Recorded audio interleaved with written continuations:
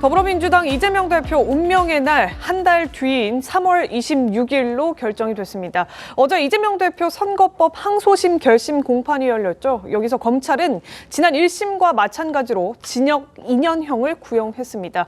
이 대표 재판에서 나온 뒤 구형이 중요한 게 아니라 그 실체가 중요하다 이런 말을 남겼는데요. 들어보겠습니다. 구형이 중요한 게 아니라 실체가 중요합니다. 사법부가 현명하게 그리고 정의롭게 실체적 진실에 입각해서 잘 판단하실 걸로 생각합니다. 네, 이재명 대표 1시간 반 만에 이루어진 검찰 신문 동안 속이 터진다, 열불난다, 증거가 검찰에 의해서 짧게 됐다 이런 입장을 고수했습니다. 반면 검찰은 1심과 마찬가지로 징역 2년형을 구형했는데요. 그러면서 여러 가지 말들을 남겼습니다. 이재명 대표가 핵심은 거짓말을 한 것이다 이런 주장인데 지난 자서전의 내용도 언급을 했습니다. 저희가 화면을 보여드리도록 하겠습니다. 이재명 대표 자서전 인용한 검찰, 거짓말 역시 국민과 자신에게 씻을 수 없는 상처를 남긴다. 나는 그런 정치인을 사기꾼으로 부른다. 이런 말 저희가 화면이 준비되는 대로 같이 좀 소개를 해드리도록 그렇게 하겠습니다. 김재원 최고위원님, 어제 검찰이 어쨌든 강조한 부분은 이재명 대표가 그 당시에 방송과 또 국정감사 나와서 한 발언들이 본인의 과오를 숨기기 위해서 고의적으로, 말실수가 아니라 고의적으로 거짓말한 거다 이런 부분을 좀 항변한 것 같아요. 뭐 당연히 그런 사실이죠. 적극적으로 거짓말을 하고 그것이 단순히 그냥 한 개인의 이 존재 여부 또는 그 동안의 이 교유 내지는 만난 사실을 부정하는 것으로 그친 것이 아니고 이게 대선 당시에 가장 중요했던 대장동 사건에 연루된 그 사실을 피해 나가기 위해서 결국에는 그때 당시 실무 책임자였던 김문기 처장을 모른다고 주장을 한 것이고 그것도 그냥 사람이 존재하고 있는데 저 사람은 모른다가 아니라 김문기 처장이 검찰 수사 과정에서 자신이 억울함을 토로하면서 비우는 선택을 했는데 나는 그 사람과 아무 관계없다. 그 사람은 나하고 모르는 사이다. 이렇게 주장을 한 것이기 때문에 그 말의 내용은 굉장히 중요하고 또 그때 당시의 대선 국면에서는 유권자의 표심에 엄청난 영향을 미칠 수 있는 그런 사건이었고요. 이것이 이제 그 대법원에서 정한 양형 기준표에 따르면 그 거짓말의 내용이 단순히 그냥 거짓말이냐 아니냐 이것으로만 영향을 미치는 것이 아니고 많은 사람들에게 전파 가능성이 있느냐. 그러니까 언론에 나와서 반복적으로 떠드니까 당시에 뭐 전 국민에게 다 알려진 거죠. 아, 이재명 대표가 저 사람 모르는구나. 저 사람하고 관계없구나. 근데 그때 당시 야당에서 자꾸 의혹을 제기하는구나. 이런 생각을 갖게 만드는 것이고 두 번째는 투표에 얼마나 가까운 때 거짓말을 하느냐. 이것도 굉장히 중요합니다. 왜냐하면 투표에 안 투표하기 한 3년 전 거짓말하고 내일 모레 투표하는데 거짓말해서 확 퍼지면 그 효과는 크거든요.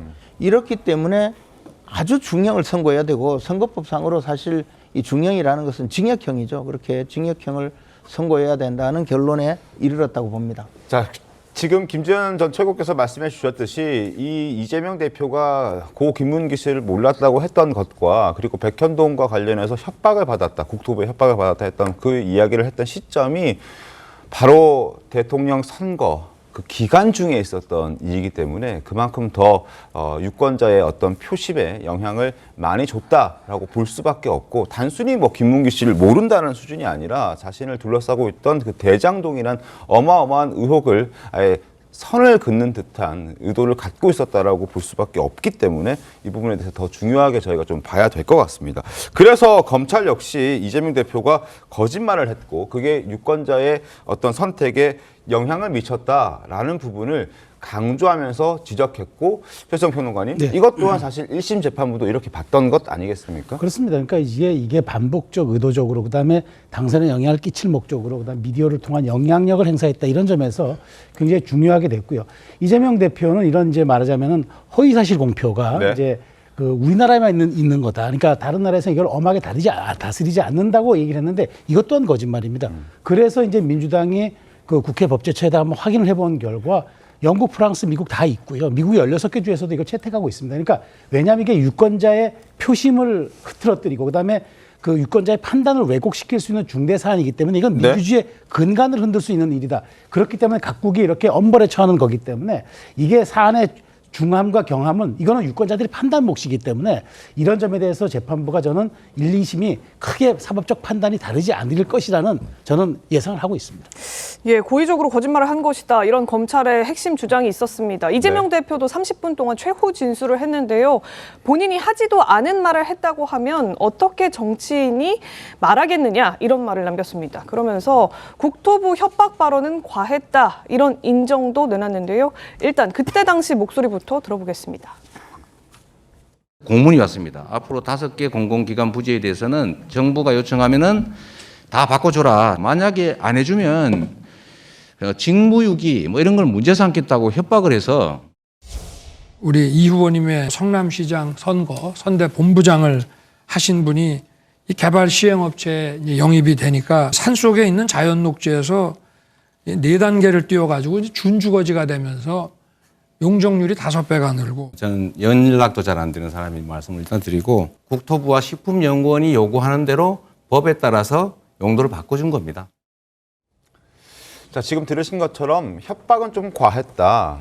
압박 정도 수준이었다라고 자신의 표현이 좀 과했다는 부분을 어제 강조를 했습니다. 김재현 전 최고위원이 저 부분을 보면 사실 이게 핵심 쟁점은 지금 이재명 대표가 당시에 국정감사에서 거짓말, 그러니까 허위 사실을 유포했느냐가 이제 핵심 쟁점인데 뭔가 약간 자신의 발언이 그냥 단순한 말실수였다라고 하는 약간의 어떤 쟁점을 흐리는 듯한 그런 답변이 아니었을까라는 생각도 들거든요. 어떻게 보셨습니까? 그래서 변호인을 통해서는 이것이 이제 그 약간의 의도하지 않은 말실수처럼 네. 그렇게 의견을 계속 제시하는 것으로 그 보도가 되고 있습니다. 그런데 아까 그 화면에서 보셨겠지만 사전에 이 판례를 만들어서 맞습니다. 직접 보여주면서 협박받았다고 한 거거든요. 이게 의도적인 의도와 상관없이 나온 말실수가 아니고 이 판례를 들고 가서 어떻게 변호할 것인지를 사전에 친밀하게 준비한 거죠. 네. 단순한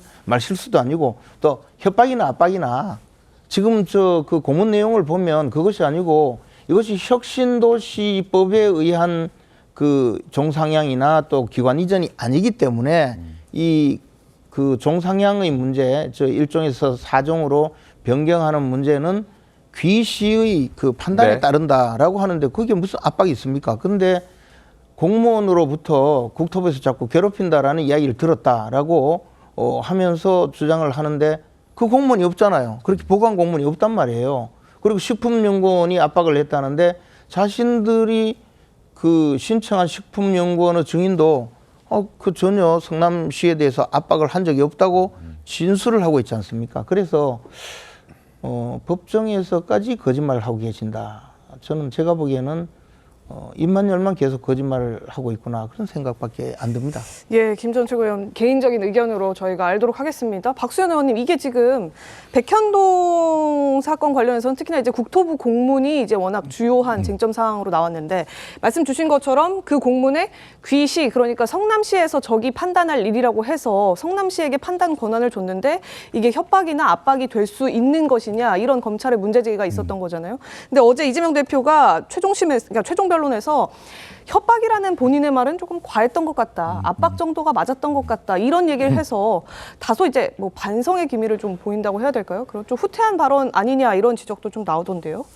그런데 저게 반성이나 후퇴 뭐 이런 의미는 저는 아니라고 생각하고요.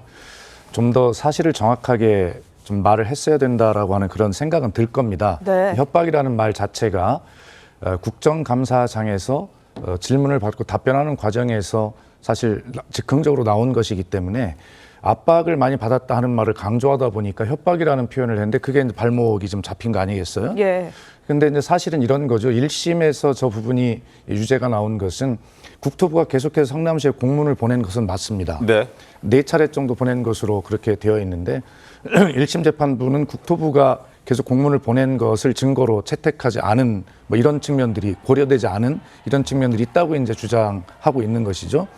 그래서 항소심에서는 그 부분이 정확히 증거로 채택이 돼서 그러면 국토부에서 상급기관에서 계속해서 공문이 올 때 그것을 협박이 아니라도 압박 정도라도 느끼지 않을 공무원이 성남시가 느낀 것은 압박은 느꼈을 거 아닙니까? 근데 이제 법정에 나와서 증언하는 아니, 그러니까. 증인들은 그런 협박이 없었다, 느끼지 못했다라고 증언을 지금 하고 있기 아니 때문에. 그러니까 이재명 대표가 그 당시 시장으로서 본인이 그런 주관적 판단을 했을 수 있다는 것인데요.